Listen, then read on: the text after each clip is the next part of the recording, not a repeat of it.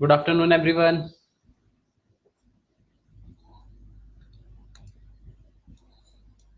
Question हो गए सबके? Booklet homework exercise 1 section A.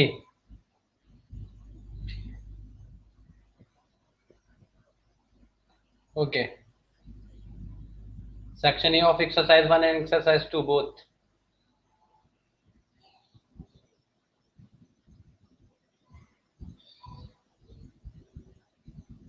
Okay, let's start. So in last class we were studying related to the percentage of composition, and we were also doing the questions on the percentage of composition. So we will do some more questions based on this. Write down the questions. If a compound contain if a compound contain 8% sulfur by mass, 8% sulfur by mass, then calculate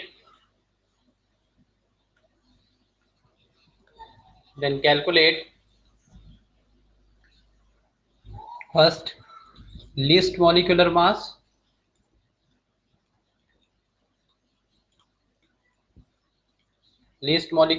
and second one molecular mass of compound,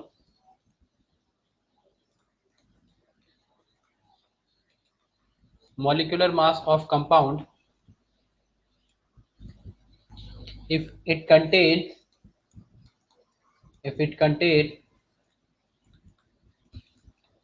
4 sulfur atom.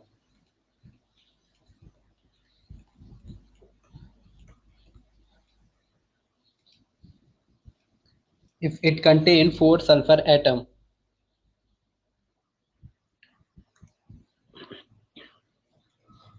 First note down all the questions, then second one,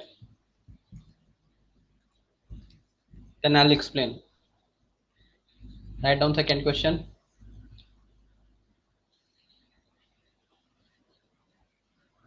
Compound Na2SO4 Na2SO4 dot NH2O. Na2SO4 dot NH2O on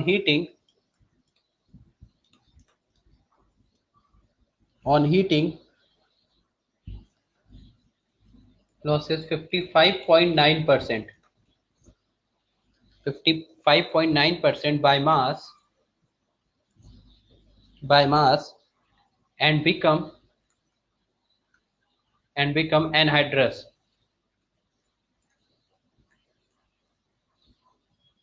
And become anhydrous.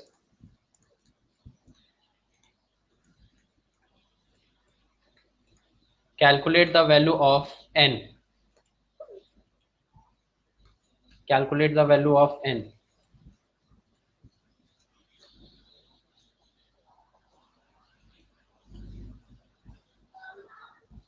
The next one,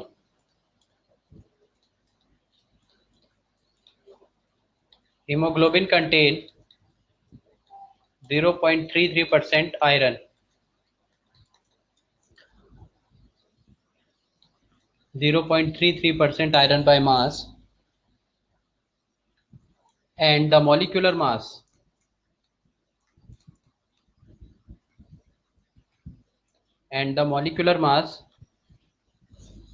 of hemoglobin is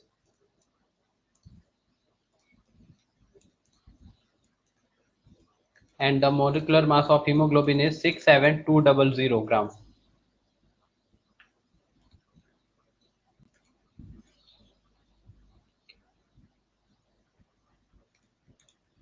molecular mass, अगर आप gram molecular mass calculate कर रहे हैं तो उसके respect में unit आएगी, only molecular mass है तो एमयू के। Then calculate the number of iron atoms.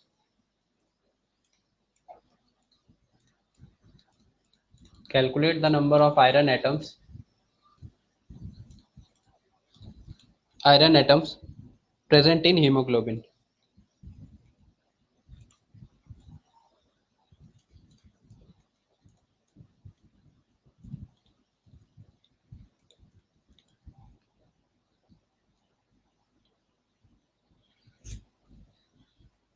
Noted.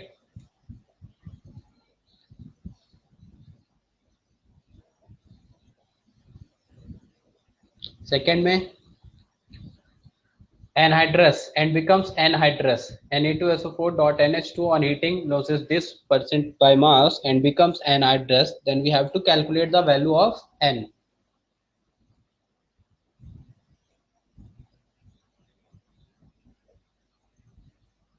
Noted, everyone? Okay, note it fast.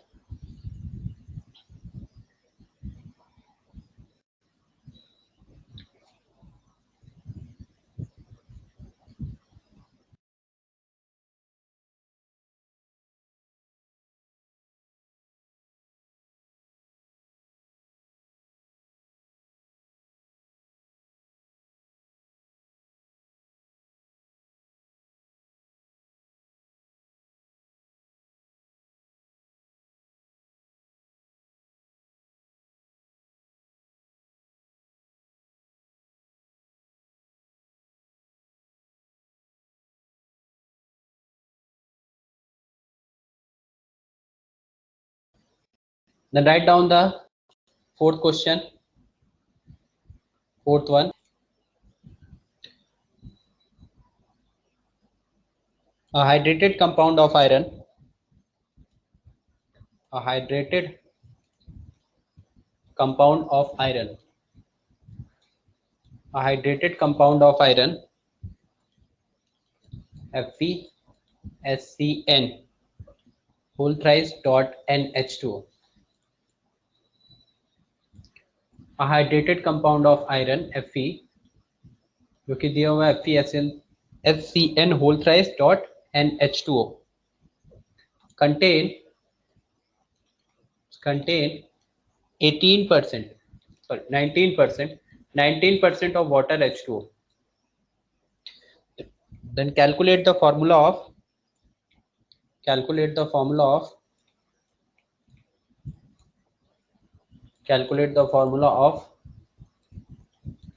hydrated compound. Calculate the formula of hydrated compound.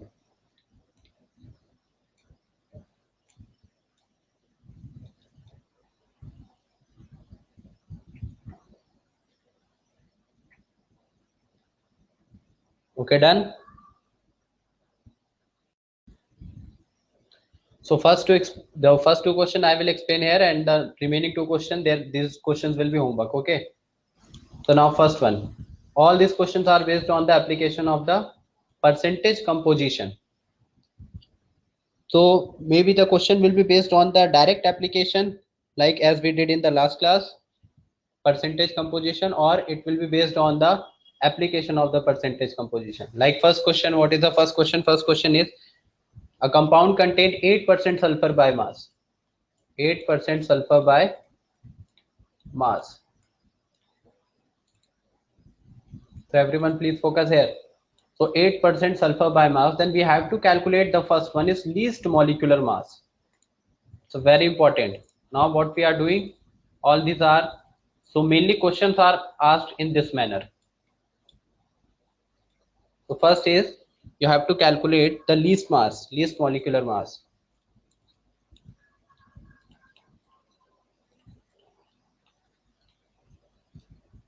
Look, so in percentage composition, what we studied, like if there is a compound,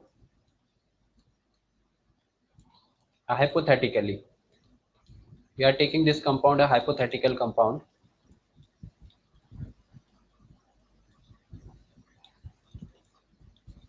क्या करते थे हम इसमें, जब percentage composition निकालना है, जैसे sulphur दिया है क्वेश्चन में 8% सल्फर बाय मास, अब कंपाउंड क्या है वो हमको नहीं पता, कंपाउंड क्या है, सब लोग ध्यान से सुनिए। तो कंपाउंड क्या है वो हमको नहीं पता है, तो कोई भी हाइपोथेटिकल कोई भी कंपाउंड होगा उसमें सल्फर प्रेजेंट होगा। अब उस सल्फर का अगर मुझे परसेंटेज निकालना है, तो परसेंटेज कंपोजिशन में हमने क्या पढ़ा था, परसेंटेज सल्फर निकालेंगे जब, तो क्या लिखेंगे, मास of sulphur divided by GMM of compound, into 100, ये करते थे, ये फॉर्मूला अप्लाई करते थे। अभी हमको कंपाउंड पता ही नहीं कौन सा है, हमको बस इतना पता है कि उस कंपाउंड में 8% सल्फर है। अब इस चीज को ध्यान से समझो। देखो मैं दो फॉर्मूला लिख रहा हूं, ये एक फॉर्मूला मैंने लिखा है Na2SO4। मान लो कंपाउंड ये भी हो सकता है। इसमें कितने सल्फर एटम है बताइए, फर्स्ट वन में, इस फर्स्ट में कितने सल्फर एटम आपको दिख रहे हैं Na2SO4 में? अच्छा ये सेकंड मैंने कंपाउंड ये भी हो सकता है। कंपाउंड तो हमको पता नहीं कौन सा है, क्वेश्चन में दिया नहीं। कंपाउंड ये भी हो सकता है जिसमें सल्फर प्रेजेंट हो। तो यहाँ कितने सल्फर है? 2 सल्फर है, करेक्ट। मान लीजिए मैं केवल S8 से रिप्रेजेंट कर दूं, जो कि कोलाइडल फॉर्म ऑफ सल्फर है। तो ओनली S8 से रिप्रेजेंट कर दे तो सल्फर के कितने एटम आ जाएंगे? 8 एटम। अब इनमें से कंपाउंड कुछ भी हो सकता है, क्योंकि पहले क्वेश्चन में हमको कंपाउंड नहीं दिया है, बस हमको ये दिया है कि इन कंपाउंड्स में सल्फर 8% प्रेजेंट है। हो सकता है इस कंपाउंड में 8% हो सकता है इस कंपाउंड में 8% हो। लेकिन देखिए अब हमको ये पूछा है पहला लीस्ट मॉलिक्यूलर मास। लीस्ट का मतलब minimum molecular mass, you have to calculate minimum molecular mass. तो मिनिमम जब आपको निकालना है, अब कंपाउंड जो भी हो अगर उसका मिनिमम मॉलिक्यूलर मास चाहिए तो सल्फर एटम कितने रखने पड़ेंगे? कितने सल्फर एटम रखने पड़ेंगे? 1 2 8 7 6 0, कितना रखूं मैं? कंपाउंड में मुझे पता नहीं है सल्फर है कितना, लेकिन मैं कितना रख सकता हूं अगर मुझे मॉलिक्यूलर मास मिनिमम चाहिए? 0 रख सकता हूं सल्फर। क्या सल्फर 0 तो मैं रख नहीं सकता, क्योंकि क्वेश्चन में बोला ही है कि 8% सल्फर प्रेजेंट है। 8% सल्फर ऑलरेडी प्रेजेंट है, तो सल्फर 0 तो रख नहीं सकता। तो कितना रखना पड़ेगा? 1। Very good. तो 1 रखना पड़ेगा। नंबर ऑफ सल्फर एटम 1 रखना, क्योंकि अगर मैंने 2 कर दिया तो मास बढ़ जाएगा। जब मास निकालेंगे तो मास इंक्रीज हो जाएगा ना, 2 सल्फर होने की वजह से। और हमको लीस्ट मॉलिक्यूलर मास चाहिए। तो कंपाउंड जो भी कंपाउंड है अगर उसका लीस्ट मॉलिक्यूलर मास चाहिए, मतलब सल्फर के नंबर ऑफ एटम कितने होने चाहिए? 1। तो फिर आपको लीस्ट मिलेगा, लीस्ट मॉलिक्यूलर मास।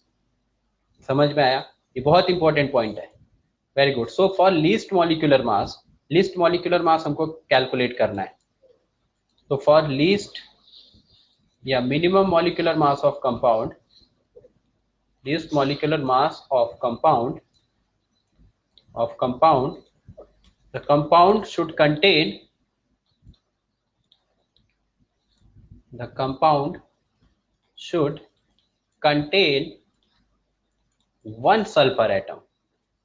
1 सल्फर एटम, क्योंकि इस 1 से ज्यादा आप कर दोगे तो मास बढ़ जाएगा।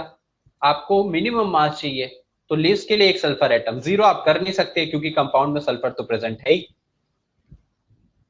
सो 1 सल्फर एटम आया। बस यही करना है आपको। अब उसका फॉर्मूला जो भी हो, कंपाउंड का फॉर्मूला हमको नहीं पता है, लेकिन हमको करना क्या है, उसका लीस्ट मॉलिक्यूलर मास निकालना है। तो अब परसेंटेज कंपोजिशन लगा लेंगे। Percentage composition of sulphur. Last class में हमने फॉर्मूला पढ़ा था, percentage composition of sulphur will be equal to total mass of sulphur, जो भी मास ऑफ सल्फर होगा, टोटल मास ऑफ सल्फर जब उसका परसेंटेज कंपोजिशन सल्फर का निकालेंगे, डिवाइडेड बाय जीएमएम इनटू 100। ये फॉर्मूला लगाते थे। अब देखिए परसेंटेज कंपोजिशन सल्फर कितना क्वेश्चन में दिया है? 8%। 8% सल्फर प्रेजेंट है, तो यहाँ रखेंगे वैल्यू 8। मास की जगह कितना रखा जाएगा? उस कंपाउंड में कितने सल्फर एटम है? कितना हमने लिया लिस्ट मॉलिक्यूलर मास के लिए? 1 सल्फर एटम। तो कितना रखा जाएगा? 1 इंटू 32। एक ही सल्फर एटम है तो 1 इंटू 32। 2 सल्फर एटम होते तो we will put 2 into 32, then divided by GMM. So this GMM will be least molecular mass, और यहां से हमारा आंसर आ जाएगा। एक लाइन का सवाल है बस ये। बस आपको इसका कंसेप्ट समझना है कि लीस्ट मॉलिक्यूलर मास है तो नंबर ऑफ एटम्स कितने रखने हैं, बाकी सीधा आंसर आएगा क्रॉस मल्टीप्लाई करके। जीएमएम निकालेंगे यहाँ से 32 100 डिवाइडेड बाय 8, कितना आ गया? 4। तो लीस्ट मॉलिक्यूलर मास जीएमएम जो आ जाएगा वो आ जाएगा कितना? 400 ग्राम। और अगर आप मॉलिक्यूलर मास के टर्म्स में लिख रहे हैं, ये जीएमएम है, मॉलिक्यूलर मास कितना लिखा जाएगा? दोनों में आंसर में डिफरेंस होगा ना। मॉलिक्यूलर मास कितना लिखा जाएगा? 400। क्या बताया था आपको? The mass of one molecular mass and GMM तीनों में डिफरेंस होता है। मास ऑफ वन मॉलिक्यूल को रिप्रेजेंट करेंगे एएमयू में, मॉलिक्यूलर मास क्या होगा? Unitless, and GMM will be represented in gram. So molecular mass will be only 400. There will be no unit. And for GMM, it will be represented with gram. समझ में आया क्या ये? First part समझ में आया इसका सबको? इंपॉर्टेंट है। तो जो क्वेश्चन आते हैं परसेंटेज कंपोजिशन पे वो इस एप्लीकेशन बेस्ड ही होंगे, डायरेक्ट क्वेश्चन नहीं होते कि सीधा कंपाउंड दिया और परसेंटेज निकालना है आपको डिफरेंट एलिमेंट्स का।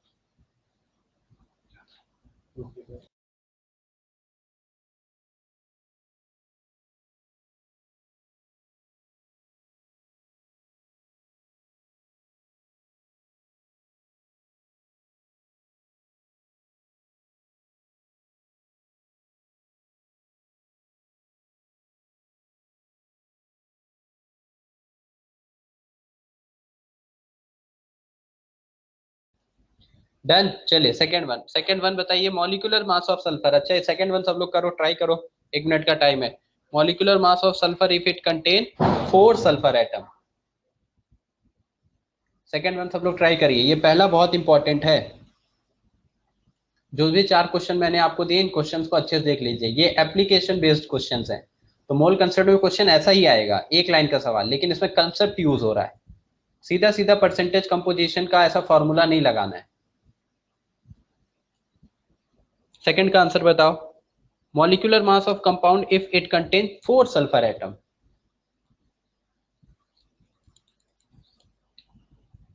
कंपाउंड का मॉलिक्यूलर मास कितना होगा अगर 4 सल्फर एटम है, और परसेंटेज कंपोजिशन उतना ही है, 8% सल्फर। 8% सल्फर ही है, परसेंटेज कंपोजिशन नहीं चेंज करना है, 8% सल्फर ही प्रेजेंट है। तो आंसर कितना आ रहा है? 1600। तो आप लगा देंगे percentage composition of sulphur, percentage composition of sulphur. Last class में मैंने परसेंटेज कंपोजिशन के जो होमवर्क दिए थे क्लास में ही, वो हो गए सबके? कुछ कंपाउंड दिए थे ना परसेंटेज कंपोजिशन कैलकुलेट करने के लिए। So this will be mass of sulfur divided by GMM into 100। Values रख दीजिए।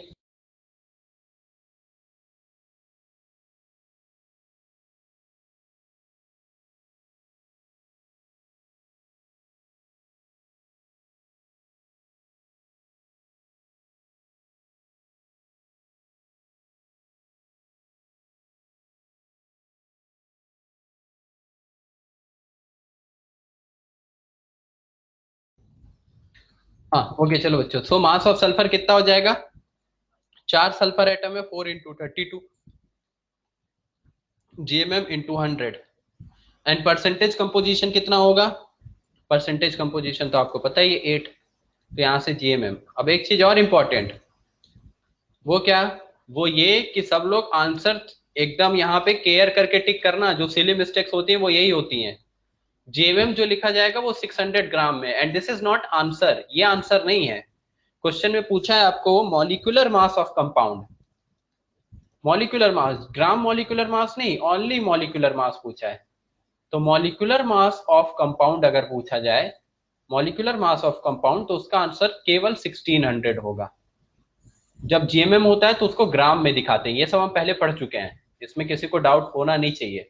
तो जब क्वेश्चन आएगा तो उसमें जैसे टेस्ट है आपको, अभी आप टेस्ट देंगे तो अभी आपको आइडिया लगेंगे सब, या आपको डीपीपी वगैरह मैंने दिए उसमें भी आपने देखा होगा 4 ऑप्शन है, तो चारों ऑप्शन में ये भी हो सकता है 1600 ग्राम, या ओनली 1600, या 1600 AMU। तो ये सब ऑप्शन में दिया होगा। तो आपको ये समझ में आना चाहिए कि आप कैलकुलेट क्या कर रहे हैं। तो मॉलिक्यूलर मास पूछा है तो आंसर हम टिक करेंगे बी ऑप्शन। अगर जेएमएम पूछता ग्राम मॉलिक्यूलर मास तो आंसर टिक करते ए ऑप्शन। समझ में आ रहा है? तो ये सिली मिस्टेक सब लोग करते हैं, सीधा निकाला 1600 ग्राम और इसको देख के टिक कर दिया, ये तो ये टिक करके चले आते हैं, फिर वो रॉन्ग हो जाता है। तो इन सब चीजों को आप ध्यान से देखिए। चलिए नेक्स्ट सेकंड क्वेश्चन करते हैं अब। तो या तो देखिए क्वेश्चन जो होता है परसेंटेज कंपोजिशन में, जैसे लास्ट क्लास में हमने क्वेश्चन किए थे, ये दे दिया Na2SO4 और पूछेगा इसमें परसेंटेज कंपोजिशन ऑक्सीजन का कितना है, परसेंटेज कंपोजिशन ऑफ ऑक्सीजन कितना है, या तो फॉर्मूला डायरेक्ट दे देगा।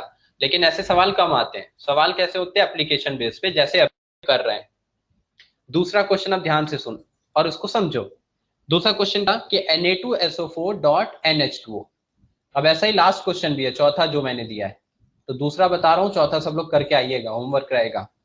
सो दूसरे क्वेश्चन में Na2SO4.NH2O ऑन हीटिंग, जब आप इस कंपाउंड को हीट कर रहे हो, हीटिंग हो रही है, तो ऑन हीटिंग क्या बोल रहा है कि ये लॉस कर दे रहा है 55.9% by mass, 55.9% by mass loses,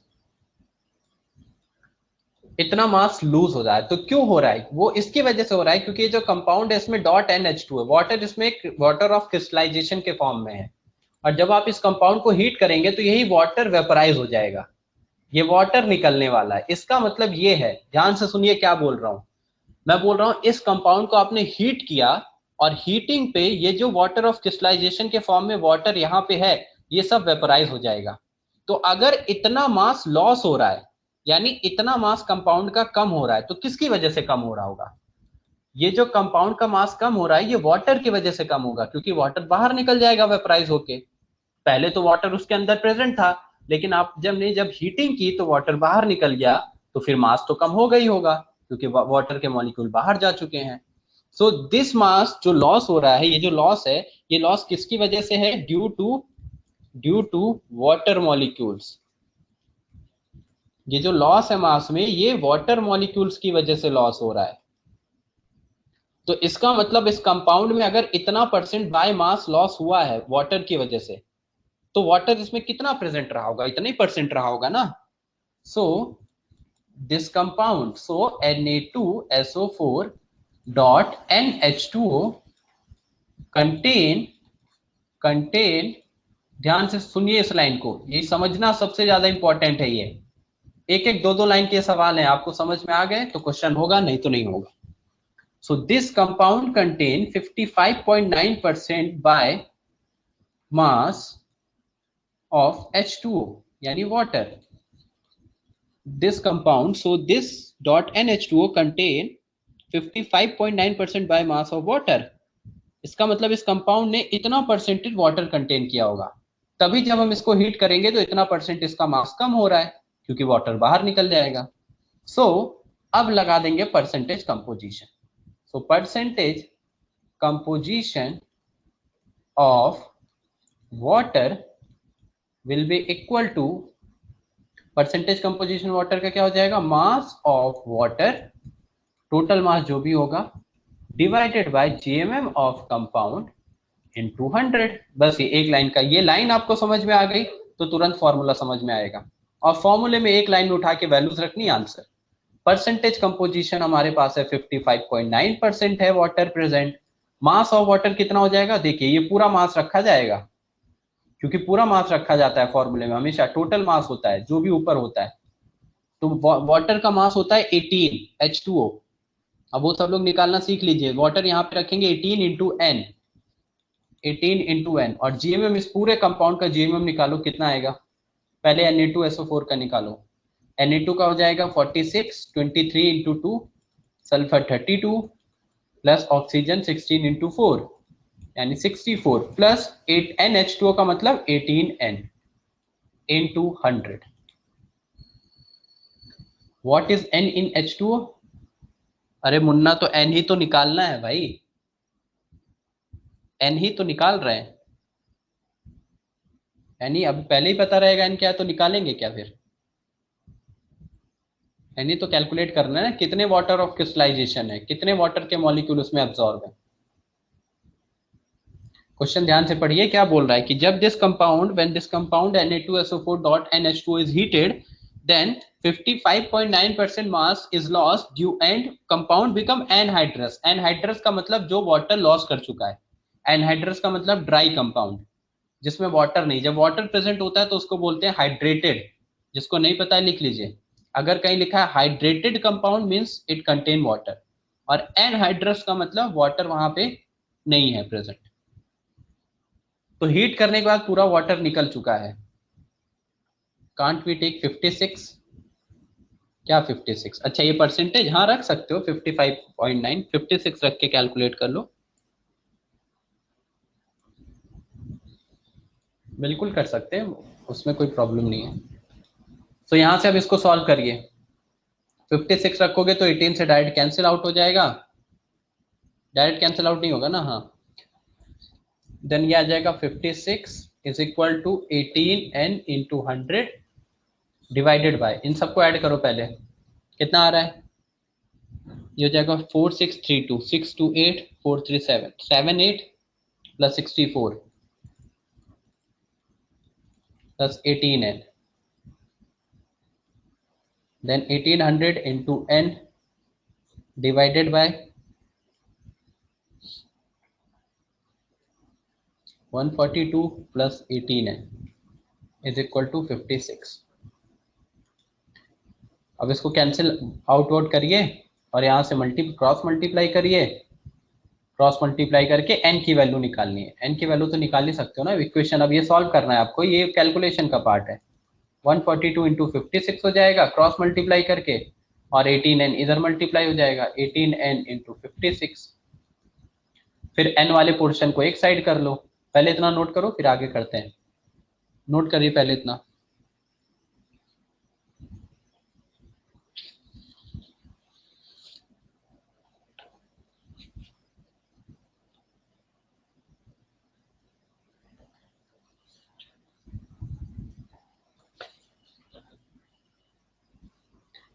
noted, okay.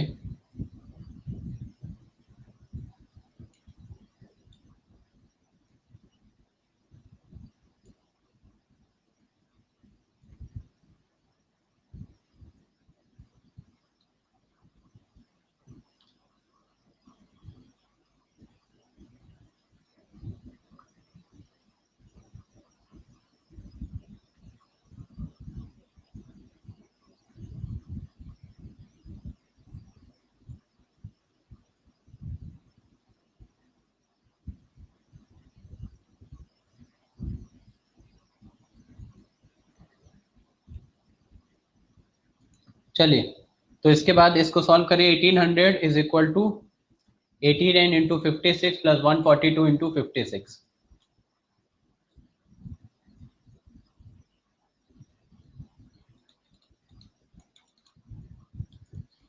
1800n is equal to 142 into 56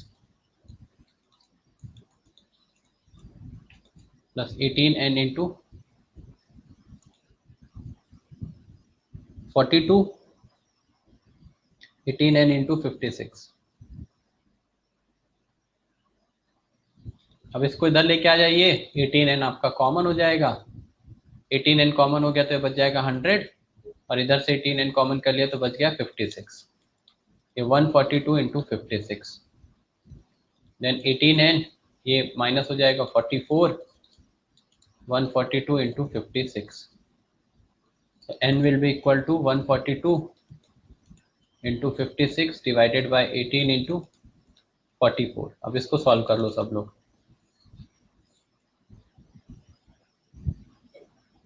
कितना आ रहा है डिवाइड कर लीजिएगा कैलकुलेट करके,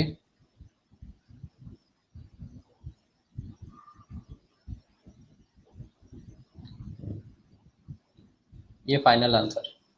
देखिए पहले मल्टीप्लाई मत किया करिए, जैसे ऋषिकेश ने लिखा है 142 56, ठीक है आपने बताया होगा तो ठीक है, बट हमेशा क्वेश्चन करते टाइम ना ये जो मल्टीप्लाई है, जैसे यहाँ स्टार्टिंग में मल्टीप्लाई मत किया करो, हमेशा जो जिस फॉर्म में लिखा उसको उसी फॉर्म में लेके जाइए, मल्टीप्लाई डिवाइड जो भी लिखा है उसको वैसे ही लेके जाओ और लास्ट स्टेप तक लेके जाओ, यहाँ तक।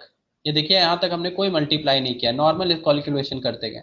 अब इसके आगे और कोई ऑप्शन नहीं है तो अब मल्टीप्लाई डिवाइड करेंगे, जब कोई ऑप्शन नहीं बचेगा अब सीधा एन पे मल्टीप्लाई डिवाइड करना है तो अब करेंगे। उससे पहले हो सकता है कि अगर आपने स्टार्टिंग में ही कर लिया तो उसका फायदा ना मिले, लास्ट में आके कई बार चीजें कैंसिल आउट हो जाती है तो कैलकुलेशन ईजी हो जाती है।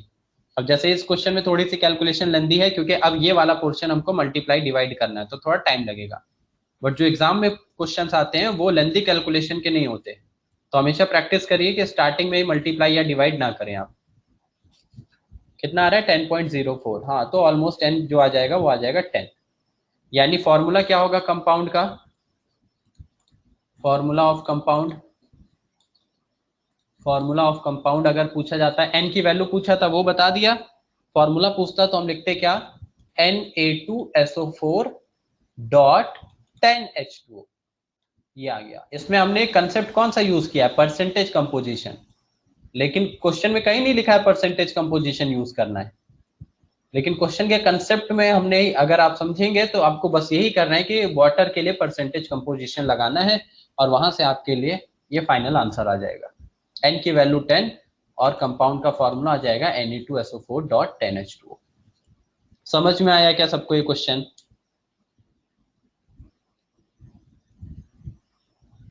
तो कंपाउंड को हीट किया हमने तो पूरा वाटर बाहर निकल गया और कंपाउंड हो गया एनहाइड्रस। और उसमें बोला है कि कंपाउंड में ये सब नहीं बोल रहा है कि वाटर बाहर निकला क्या हुआ, वो बोल रहा है कि कंपाउंड को हीट करने पे वो उसका मास लॉस हो जा रहा है, इतना मास कम हो जा रहा है। तो हमको ये समझना है कि मास कम किसकी वजह से होगा, मास कम होगा वाटर के बाहर निकलने की वजह से। इसका मतलब जो परसेंटेज कंपोजिशन दिया है वो वाटर का दिया है। सेम क्वेश्चन, सेम टाइप का क्वेश्चन, क्वेश्चन नंबर 4 है। क्वेश्चन नंबर 4 पहले पढ़ लो सब लोग उसको। क्वेश्चन नंबर 4 क्या लिखा है, hydrated compound of iron, hydrated मतलब जिसमें वाटर हो। कंपाउंड का फॉर्मूला भी दिया है FeSCN3 whole twice dot NH2O। फिर लिखा है it contain 19% H2O, 19% H2O, then calculate the formula of hydrate, यानी n की वैल्यू नहीं है। n की वैल्यू आ जाएगी तो फॉर्मूला आ जाएगा, जैसे यहां हमने निकाला है फॉर्मूला। तो वहां परसेंटेज कंपोजिशन वाटर के लिए सीधा सीधा दिया है क्वेश्चन में, तो वो तो एकदम इजी है, वहां तो सीधा परसेंटेज कंपोजिशन वाटर लगाएंगे और आ जाएगा। हाँ तो वो होमवर्क ही है, वो आपको करना है, अब बाद में ही करना है, अभी नहीं। थर्ड क्वेश्चन देखिए इंपॉर्टेंट है। थर्ड क्वेश्चन क्या है, haemoglobin contain this percent iron by mass. Question पढ़ो सब लोग जो लिखा है। तो हीमोग्लोबिन में क्या था हमारे पास, हीमोग्लोबिन में हमारे आयरन होता है और बोल रहा है कि जो हीमोग्लोबिन है उसमें 0.33% आयरन बाय मास है। ये देखिए थर्ड क्वेश्चन है, इतना percent iron and the molecular mass of haemoglobin दिया है।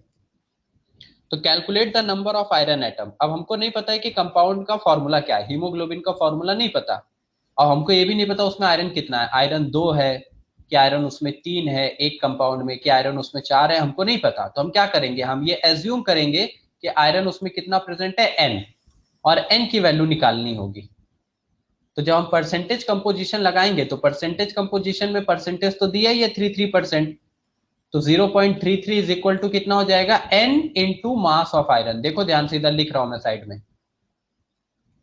n into mass of iron, यानी mass of iron 56 divided by 6720, क्योंकि हमको पता ही नहीं कि एक मॉलिक्यूल में कितने आयरन एटम है, इंटू 100 करेंगे और यहां से n की जो भी वैल्यू आएगी वो हमको बताएगा कि एक कंपाउंड में आयरन कितना होगा। जैसे Na2SO4 अगर लिखा है तो उसमें परसेंटेज अगर सोडियम का निकालना हो तो हम क्या करते हैं, परसेंटेज सोडियम का निकालना हो तो 2 इंटू मास ऑफ Na रखा जाएगा ना, 2 इंटू 23 डिवाइडेड बाय GMM, क्योंकि सोडियम यहाँ 2 है। वैसे हीमोग्लोबिन में कितना आयरन का एटम है वो हमको पता ही नहीं है, तो हम मान के चलेंगे n एटम है और फिर n की वैल्यू निकालेंगे। तो कंसेप्ट इसमें परसेंटेज कंपोजिशन के ही लग रहे हैं, लेकिन सारे क्वेश्चन की लैंग्वेज अलग अलग है, तो लैंग्वेज से आपको समझ में आना चाहिए कि क्या करना है, ये इंपॉर्टेंट है। यही नहीं समझता लोगों को फिर क्वेश्चन होगा नहीं। ठीक है, समझ गए? तो थर्ड एंड फोर्थ करना, समझा दिया मैंने।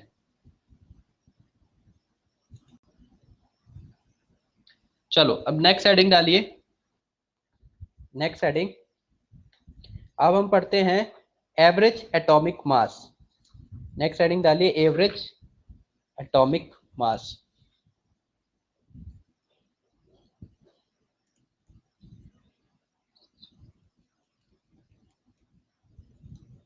एवरेज एटॉमिक मास,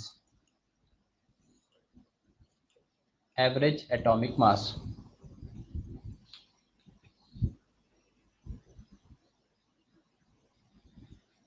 फॉर्मूला लिखवा देता हूं, पहले फॉर्मूला लिख लीजिए फिर मैं समझाता हूं।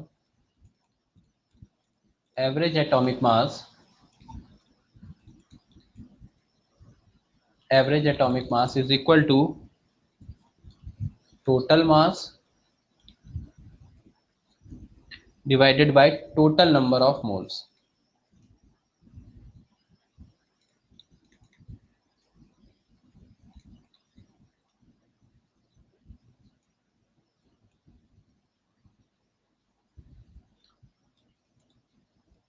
इसे में लिख लीजिए, if a sample if a sample contain n1, if a sample contain n1 moles of atoms, n1 mole of atoms with atomic mass, with atomic mass m1, with atomic mass m1 and n2 mole of atoms, and n2 mole of atoms with atomic mass m2, with atomic mass m2, then m average का meaning हो गया average atomic mass,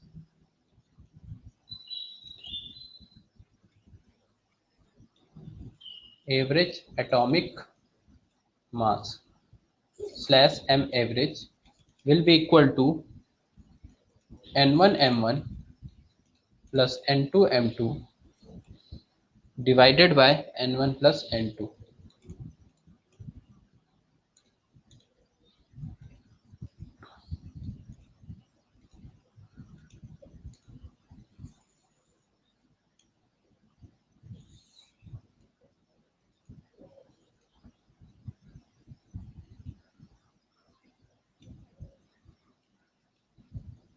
So average atomic mass m average will be n1 m1 plus n2 m2 divided by n1 plus n2.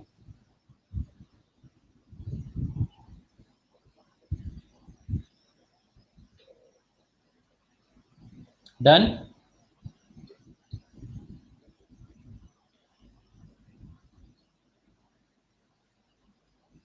Sir not understood, तो अभी समझाया कहाँ मुन्ना, मैंने क्या बोला, पहले आप फॉर्मूला लिख लीजिए, मैं लिखवा दे रहा हूँ, फिर मैं समझा रहा हूँ, अभी तो फॉर्मूला लिखवाया ना।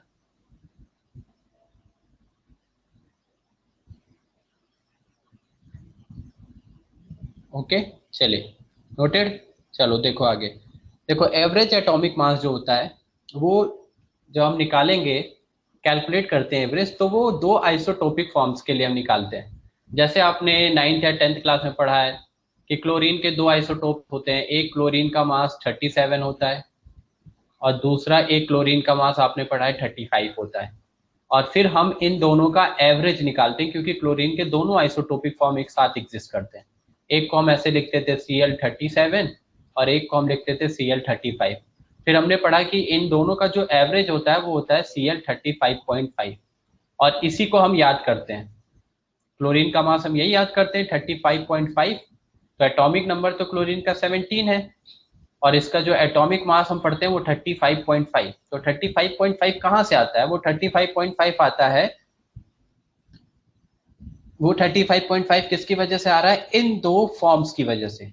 तो कई ऐसे एलिमेंट है जो किसी एक ही फॉर्म में एग्जिस्ट नहीं करते बल्कि दो डिफरेंट फॉर्म्स में भी एग्जिस्ट करते हैं, उसमें आइसोटोप्स आते हैं, आइसोबार्स आते हैं, कई फॉर्म्स आते हैं। तो आइसोटोप वो होते हैं जिनका एटॉमिक नंबर सेम हो, atomic mass different, but isotope का डिस्कशन बाद में करेंगे। फिलहाल के लिए ये देखिए, जैसे हाइड्रोजन के लिए 3 आइसोटोप्स हम पढ़ते हैं। हाइड्रोजन का एक ये होता है 1H1, दूसरा हम हाइड्रोजन को ड्यूटेरियम से दिखाते हैं 1D2, यहाँ इसका मास चेंज हो गया, ये भी हाइड्रोजन ही होता है, इसको हम ड्यूटेरियम बोलते हैं। तो ये सारे फॉर्म में एग्जिस्ट करते हैं। वैसे हाइड्रोजन का एक फॉर्म होता है 1H3, इसको हम बोलते हैं ट्राइटियम, ट्राइटियम है ये। वैसे ये क्या हो जाएगा, ड्यूटेरियम, ड्यूटेरियम, तो ड्यूटेरियम ट्राइटियम। तो ये सारी चीजें, तो देखिए ये जो हम पढ़ रहे हैं यहाँ पे हम यही पढ़ रहे हैं एवरेज एटॉमिक मास। तो अब यहाँ पे जो हाइड्रोजन के 3 आइसोटोप्स हैं, तो हाइड्रोजन जहां पे भी हाइड्रोजन होगा वहां ये तीनों प्रेजेंट होंगे, ऐसा नहीं कि हाइड्रोजन कोई एक ही फॉर्म होगा, तीनों फॉर्म प्रेजेंट होंगे, मतलब ये मास भी होगा, ये भी होगा, ये भी होगा। अब लेकिन अगर मैं ये बोलूं, ध्यान से सुनो क्या बता रहा हूं, अगर मैं ये बोलूं कि मान लो ये वाला जो पार्ट है हाइड्रोजन का 1H1 वाला, ये 99% प्रेजेंट है, और ये वाला जो पार्ट है, या इसको 99.9 अगर मैं रख दूं, चलो कुछ भी ले लो क्योंकि ये सबसे ज्यादा अबंडेंस में होता है, मान लो 99.5% है, और ये वाला पार्ट जो है ये बचा हुआ 0.4% है, और मान लो ये वाला पार्ट 0.1% है। तो बताइए आप हाइड्रोजन का कौन सा मास रखेंगे? आप क्या पढ़ेंगे? हाइड्रोजन का एटॉमिक मास यही पढ़ेंगे ना, क्योंकि मैक्सिमम तो यही प्रेजेंट है 99.5। तो जो मैक्सिमम अमाउंट में प्रेजेंट है उसको ही कंसीडर करते हैं कि ये इसका एटॉमिक मास है 1। एटॉमिक मास 2 वाला भी है, लेकिन परसेंटेज बहुत कम होता है हाइड्रोजन में। तो हाइड्रोजन जहां भी होगा वहां ये तीनों फॉर्म प्रेजेंट होते हैं, बट ये फॉर्म सबसे ज्यादा प्रेजेंट है 99.5%। तो इसलिए हम पढ़ते हैं हाइड्रोजन का मास मान लीजिए 1.08 जो भी निकालते हैं। बट एक्चुअली अगर एवरेज निकालना हो, एक्चुअली अगर देखा जाए तो वो 1 ना होगा, बल्कि इन तीनों का एवरेज निकालना पड़ेगा कि कितना कितना परसेंट ये प्रेजेंट है। तो उसी एवरेज से हम कैलकुलेट करते हैं। तो क्लोरीन के जैसे ये दो फॉर्म है, तो इन दो फॉर्म में हम देखेंगे कि कौन कितना कितना परसेंट प्रेजेंट है, और उससे हम निकालेंगे एवरेज एटॉमिक मास। अब जैसे एक एग्जांपल लेते हैं। एग्जांपल हमने लिया, क्लोरीन का एग्जांपल ले रहे हैं। कैलकुलेट एवरेज, एग्जांपल डाल के नोट करिए पहले question. Calculate the average atomic, calculate the average atomic mass of a mixture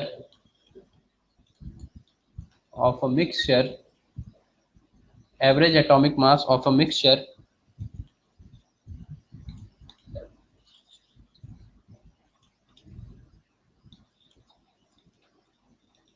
containing 25% by mole 25% by mole Cl37 and 75% by mole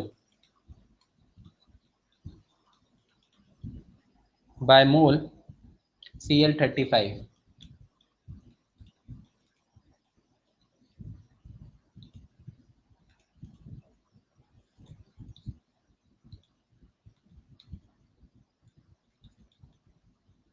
अब ये क्वेश्चन हमको सॉल्व करना है। तो ये देखिए, इसको ध्यान से समझिए। ये आपको बोल रहा है कि आपके पास एक क्लोरीन का सैंपल है। आपके पास एक क्लोरीन का, मान लो ये कंटेनर है, उसमें क्या भरा हुआ है? क्लोरीन गैस है, क्लोरीन है इसमें। तो क्लोरीन जो होगा उसका केवल एक ही फॉर्म नहीं होगा, उसके कई फॉर्म्स एग्जिस्ट कर रहे हैं, जिसमें से दो फॉर्म इंपॉर्टेंट हम देख रहे हैं, और मेनली हम बोल सकते हैं दो फॉर्म में एग्जिस्ट कर रही है। अब यहाँ पे क्लोरीन के दो फॉर्म है, एक क्लोरीन एटॉमिक मास 37 वाला, एक क्लोरीन एटॉमिक मास 35 वाला। दोनों प्रेजेंट है इस कंटेनर में, दोनों क्लोरीन प्रेजेंट है। तो आपसे पूछा जाए कि आप क्लोरीन का कौन सा मास लोगे, तो हम क्या मास रखेंगे? क्या हम सीधा 37 रख देंगे? बिल्कुल नहीं रख सकते, क्योंकि अगर हम 37 रख देंगे तो आंसर गलत आएगा, 35 भी प्रेजेंट है। और अगर पूछा जाए कि 35 रखेंगे तो भी गलत होगा, क्योंकि 37 भी प्रेजेंट है। तो अब इस 37 इस 35 में कौन ज्यादा प्रेजेंट है? 37 वाला जो है क्लोरीन, जिसका मास 37 है, वो देखिए कितना है, 25% बाय मोल है।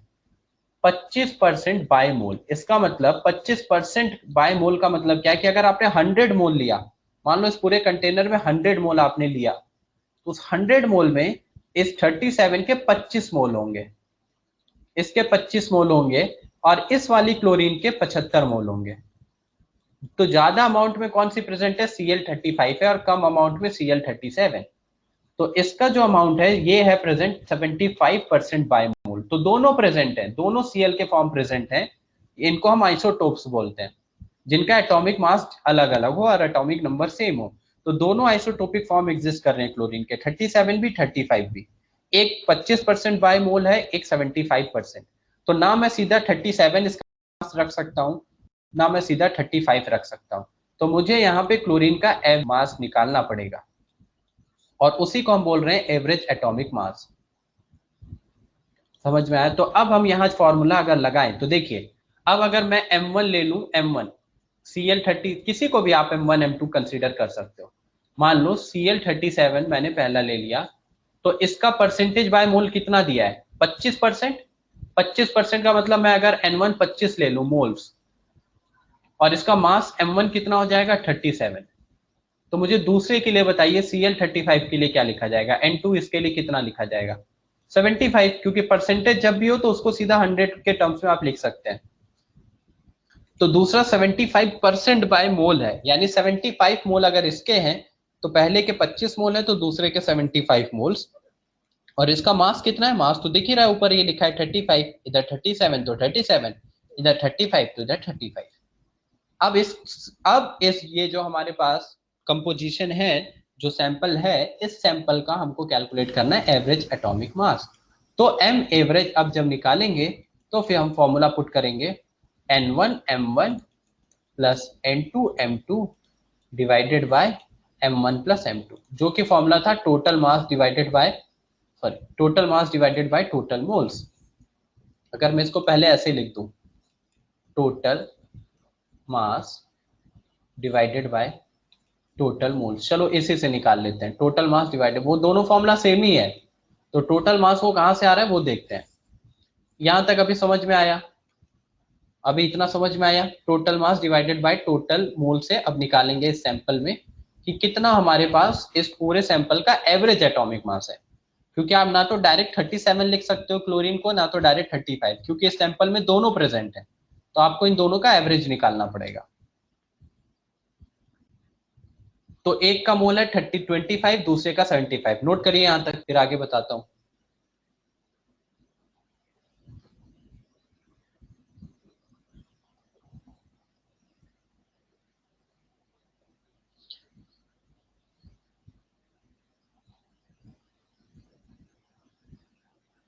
हाँ, नोट करो नोट करो।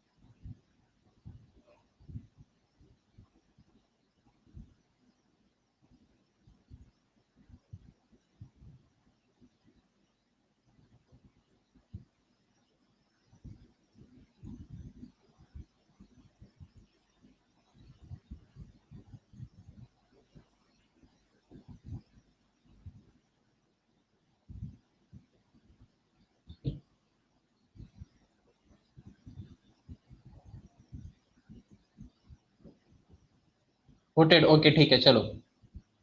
तो ये हो गया। अब देखो, अब मैं यहाँ पे total mass divided by total moles है। अब चलिए बताइए टोटल मोल्स में क्या लिखूंगा, टोटल मोल्स इन सैंपल, जो आपको कंटेनर दिख रहा था उसमें टोटल मोल्स क्या लिखे जाएंगे, टोटल मोल्स इन सैंपल, जो आपका सैंपल है कंटेनर है उसमें टोटल मोल्स कितना होगा, भाई टोटल मोल्स N1 + N2 ही लिखा जाएगा, N1 + N2 which will be equal to 25 + 75 is equal to 100। ये तो टोटल मोल्स हो गया।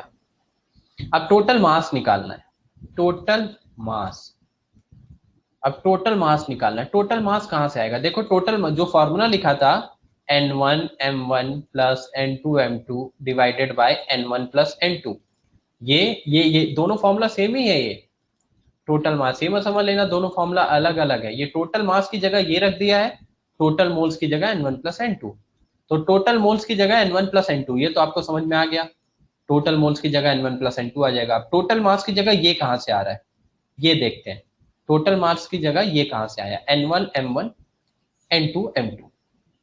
चलो, तो अब मैं इधर लिख रहा हूं मास ऑफ Cl37 का पहला मास निकाल रहा हूं मैं।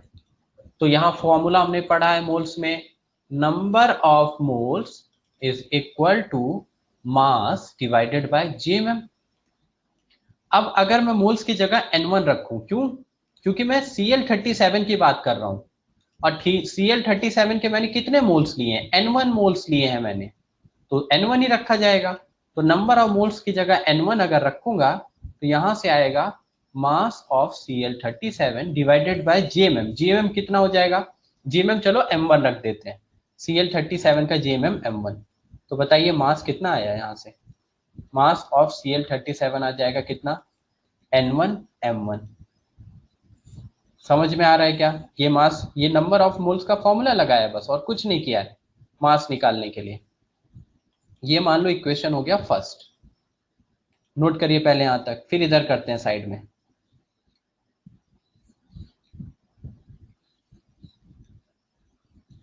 देन फॉर Cl35, अभी Cl35 के लिए मैं फॉर्मूला लगाता हूं नंबर ऑफ मोल्स का। तो नंबर ऑफ मोल्स का फॉर्मूला होता है मास अपॉन GMM। तो नंबर ऑफ मोल्स कितने Cl35 के, N2 लिए थे हमने, तो मास ऊपर मास की जगह मास रख देते हैं Cl35 डिवाइडेड बाय GMM की जगह M2 रख दिया। तो यहाँ से मास ऑफ Cl35 कितना आ गया, मास ऑफ Cl35 आ गया N2 इंटू M2।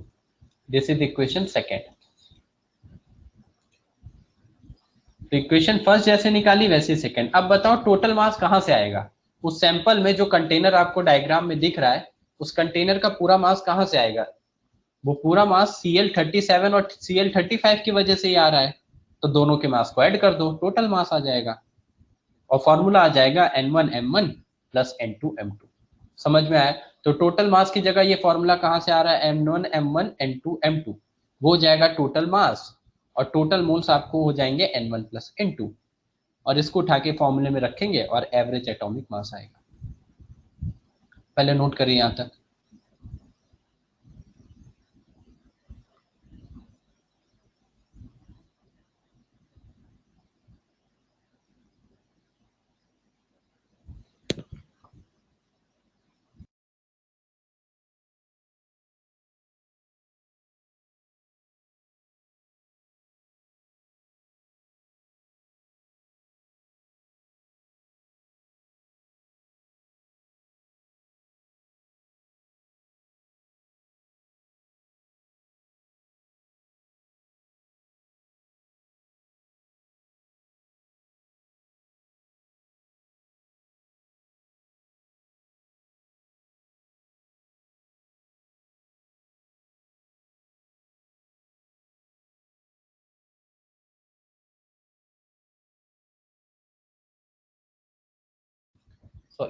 हाँ अभी आ रही है आवाज, ठीक है। हाँ तो मैं ये बोल रहा था टोटल मास ऑफ सैंपल क्या हो जाएगा, दोनों के मास को हम ऐड कर दें, क्योंकि दो ही चीजें उसमें प्रेजेंट है, क्लोरीन 37 क्लोरीन 35, दोनों के मास को ऐड कर देंगे तो टोटल मास आ जाएगा। So total mass will be equal to N1M1 plus N2M2। तो ये फॉर्मूला टोटल मास का वहां से आ रहा है, ठीक है। तो टोटल मास कहां से आ रहा है वो मैं आपको बता रहा था, बट ये सब आपको करने का नीड है नहीं, आपको सीधा फॉर्मूला लगाना है और एम एवरेज कैलकुलेट करना है। तो फॉर्मूले में रखिए M average is equal to N1 की जगह, N1 कितना लिया था हमने Cl37, Cl37 को हमने N1 लिया था 25%, ये N1। देन M1 कितना था 37 प्लस N2 कितना था 75, M2 कितना था 35, ये M1 M2 समझ में आ रहा है ना, GMM 37 35 जो है divided by N1 plus N2 25 plus 75। अब इसको सॉल्व करना है आपको और यहां से एम एवरेज कैलकुलेट कर लेंगे। तो पहले पहला मल्टीप्लाई करिए 25 इंटू 37, देन या 25 कॉमन कर लो, वहां से सॉल्व कर लो तो आपका ब्रैकेट में बच जाएगा 37 और यहाँ से 25 कॉमन हो जाएगा तो बच जाएगा 3 इंटू 35 मतलब 105। तो कैलकुलेशन इजी हो जाएगी और ये हो जाएगा 100, ये इसको कैंसिल आउट कर देगा, हो जाएगा 4। उसके बाद M average will be equal to 37 plus 105 add कर दीजिए, 37 105 तो 7 5 ये हो जाएगा 12, then 304 1 142 divided by 4, then M average यहाँ से कैलकुलेट कर लेंगे तो 3 देन 5 देन 5 और यही हम पढ़ते हैं M average atomic mass. Chlorine का यही एटॉमिक मास हमने टेबल में याद किया था, लर्न किया था। Average atomic mass of chlorine is 35.5 और यही मास फिर हम उठा के रखते हैं क्लोरीन का हर जगह। क्लोरीन का मास हम यही पढ़ते हैं, क्लोरीन 17 35.5। तो ये इसका एवरेज एटॉमिक मास होता है। क्यों? क्योंकि क्लोरीन दो फॉर्म में एग्जिस्ट करता है, एक Cl37 और एक Cl35। तो इन दोनों फॉर्म से आपको ऑन एवरेज कैलकुलेट करना पड़ेगा कि एटॉमिक मास कितना है। समझ में आया क्या सबको? अभी सबको क्लियर हुआ? अभी जिसको भी डाउट था पहले नहीं समझ में आया था क्या किया है एवरेज एटॉमिक मास, तो क्या हाँ कैलकुलेट करना है एवरेज एटॉमिक मास। जब डिफरेंट एलिमेंट्स के डिफरेंट आइसोटोपिक फॉर्म्स दिए होंगे। ठीक है, चलिए तो नोट कर लिया सबने। अगला क्वेश्चन लिख लीजिए, फिर क्वेश्चन लिखिए।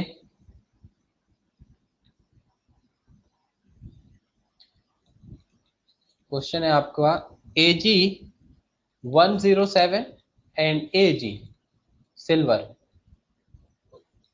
oh yes, so AG107 and AG109 दो आइसोटोपिक फॉर्म है। एक AG सिल्वर का एटॉमिक मास है 107 और दूसरे सिल्वर का एटॉमिक मास है 109। मतलब अगेन एक सैंपल में दोनों प्रेजेंट है। ठीक है, और यहाँ पे एम एवरेज एटॉमिक मास इस बार आपको दे रखा है। इस बार कैलकुलेट नहीं करना है, बल्कि एवरेज एटॉमिक मास दे रखा है सिल्वर का, और वो दिया है 108.5। Average atomic mass M average दिया हुआ है 108.5। देन कैलकुलेट क्या करना है? Calculate the percentage by mole, यहां लिख देता हूं मैं, calculate the percentage by mole of each isotopes। each isotope लिख लो, each आइसोटोप। आइसोटोप की डेफिनेशन लिखवा दूंगा बाद में। आइसोटोप मतलब जिनका एटॉमिक मास अलग अलग हो। तो ये दोनों एजी को एक दूसरे का आइसोटोप बोला जाएगा।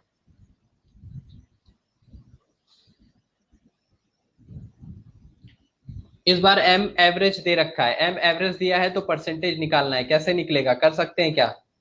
सिंपल है, एक का परसेंटेज अगर एक्स लिया तो दूसरे का परसेंटेज कितना हो जाएगा? 100 माइनस एक्स। चलो दूसरा क्वेश्चन भी लिख लो पहले। अगला क्वेश्चन लिखिए। Boron has two isotopes. Boron has two isotopes B10 B10 and B11। ये दोनों का एटॉमिक मास दिया है। Boron has two isotope B10 and B11 and they are present in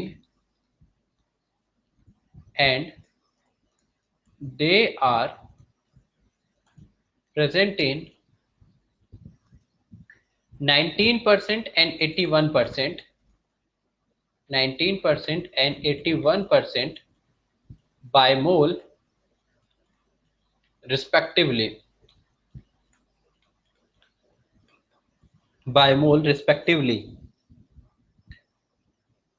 then calculate the average atomic mass of boron। calculate average atomic mass of boron। Third question ये जो दिया है third वाला, ये तो ऐसे हो जाएगा जैसा पहला क्वेश्चन अभी हमने किया। थर्ड वाला सेम वैसे, दोनों का परसेंटेज दिया है, दोनों का मास दिया है, एवरेज मास निकालना है। जैसे क्लोरीन का हमने देखा, परसेंटेज दिया था, मास दिया था, एवरेज निकालना था। सेकंड वाले में आपको एवरेज दे रखा है, परसेंटेज निकालना है। तो हो जाएगा सेकंड वाला। कैसे करेंगे हम, क्या मानेंगे? देखो यहां बता दे रहा हूं, सब लोग ट्राई करिएगा, होमवर्क है दोनों ही। तो सेकंड वाला देखो, सेकंड वाला मैं बोल रहा हूं AG107 का अगर मैंने मान लिया x% बाय मोल, जैसे Cl37 अभी हमने पढ़ा 25% था, तो दूसरा AG109 कितना होगा? अगर एक 107 x% बाय मोल है तो दूसरा 100 माइनस x% बाय मोल।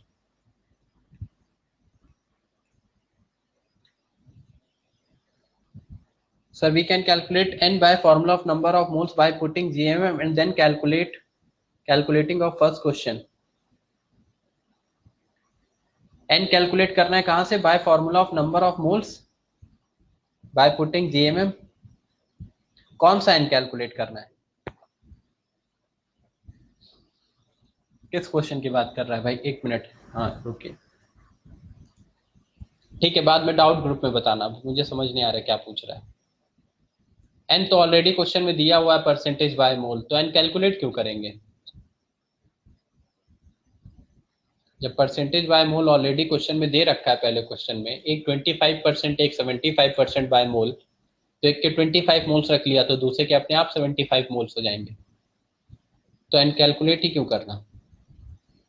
देखो सेकंड क्वेश्चन में ये बता रहा हूँ, सेकंड क्वेश्चन में कितना परसेंटेज है वो नहीं दिया है, तो यहाँ पे आप रखेंगे एक का x तो दूसरा हो जाएगा 100 माइनस एक्स, क्योंकि परसेंटेज का मतलब ये हो गया 100 में से माइनस करके, और फिर फॉर्मूला लगा लेंगे एम एवरेज का। तो एम एवरेज का फॉर्मूला हो जाएगा 108.5 is equal to n1 m1 plus n2 m2 divided by n1 plus n2।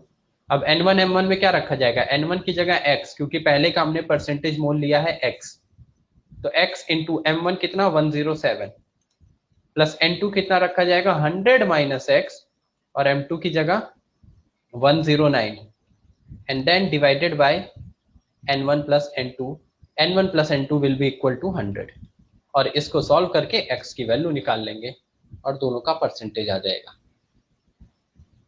देख लो एक बार ध्यान से सब लोग क्या किया है मैंने, ये सेकंड वाले क्वेश्चन के लिए बता रहा हूं, क्योंकि इसमें एवरेज एटॉमिक मास दिया है और इस बार परसेंटेज कैलकुलेट करना है।